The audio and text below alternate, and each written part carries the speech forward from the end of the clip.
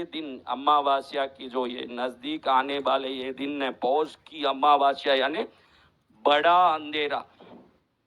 12 महीने में सबसे ज्यादा अंधेरा अगर कोई दिनों में होता है तो ये पौष महीने में होता है। इस अंधेरे में शक्ति ज्यादा है।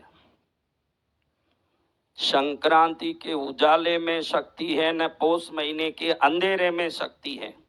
और इस अंधेरी बेला में अगर हवन यज्ञ पूजा में बैठोगे, आपके जीवन के अंधेरे मिटने के दिन यही दिन है।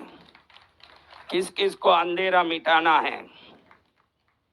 कौन कौन अंधेरा मिटाना चाहता है? कि कौन कौन अंधेरे में बैठे रहना चाहता है? तो अंधेरे मिटने हैं तो भक्ति में ऐसे बैठना। देखो, शरीर को बैठा के मतलब नहीं है, शरीर बैठता रहे, मन को बिल्कुल पूर्ण रूप से प्रशिक्षित करना कि दिमाग एक ही जगह रहे। इसके लिए अच्छा है, शरीर नहीं हिलाओगे तो धीरे धीरे मन स्थिर होता जाएगा। कब मन स्थिर होगा?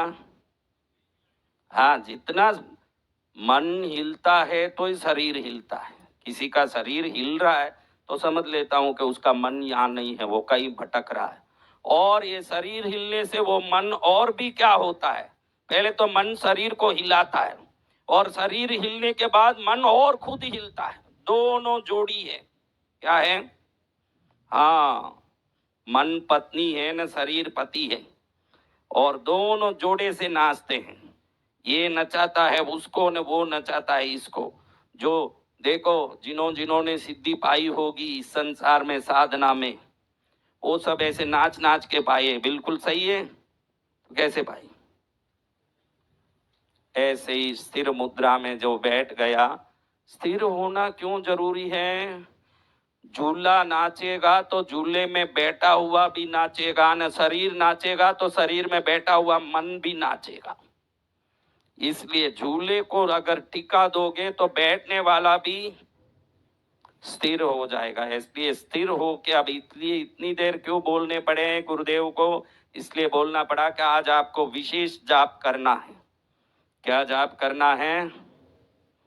अति विशेष जाप करके आज सिद्धि प्राप्त करना है। याद करें जीवन में, माँ की कृपा हो जाए, घर में जाके सोचें कि अपनी पत्नी आज रोटी डाल दें तो अच्छा है, क्योंकि कलयुग की पत्नियां रोटी भी डाल दें तो बहुत बड़ी बात है। फिर भी अगर हम सोचते हैं कि अपनी पत्नी रोटी डाल दें तो बस, और वो हलवा पूड़ी लेके अगर खड़ी रहे तो उसका अर्थ है कि पद्मावती खुश हो गई। कौन खुश हो गई? पद्मावती खुश होगी तो ये औरतें रसोई बनाएगी, नहीं तो इनकी हाथ की बात नहीं है, तो जली हुई रोटी डाल के तुम्हारा कल्याण कर देगी नहीं तो। इसलिए माँ खुश होगी। तुम सोचोगे अरे बाहर जाना है, कैसे जाऊं? ऑटो बुलाऊं, ओला बुलाऊं, ओला में फोन करूं, ओला वाले को फोन करो, ओला वाला इधर आ जाओ। कैसे आया वसंत विजयी? दूसरों की तो बात क्या करूं, उधर सामने ही एक सिंहासन मिट्टी का बना हुआ, उधर एक लोहे का पलंग। क्या पलंग?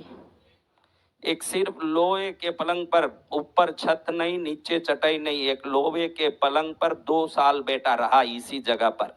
कंपाउंड नहीं, बिजली नहीं, पानी नहीं, एक लोहे के पलंग पर बैठता था। जब रात में नीचे काला दिखता, अंधेरे में चांद की रोशनी देखूं तो बड़े बड़े बिच्छू, इतने बड़े बड़े बिच्छू घूम रहे।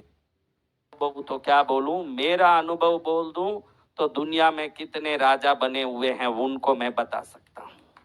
ऐसे प्रभु को नमन करते हुए ओम श्री प्रभु का जाप आज शुरू करिए। महीना कभी पूरा नहीं हो सकता, उसके पहले पंडित जी आके यहाँ आसन पकड़ लेते हैं फट करके। तो भगवान बोलते हैं अखंड चलना है विधि विधान।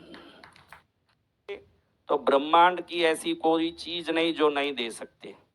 कोई तो आप जाप करते होंगे, 7 करोड़ जप मंत्र है और 7 करोड़ मंत्रों की चाबी शंकर जी के पास है। किनके पास है? सप्तकोटि मंत्र कीलनम शंकरात। ये 7 करोड़ मंत्रों का कीलन शंकर करते हैं।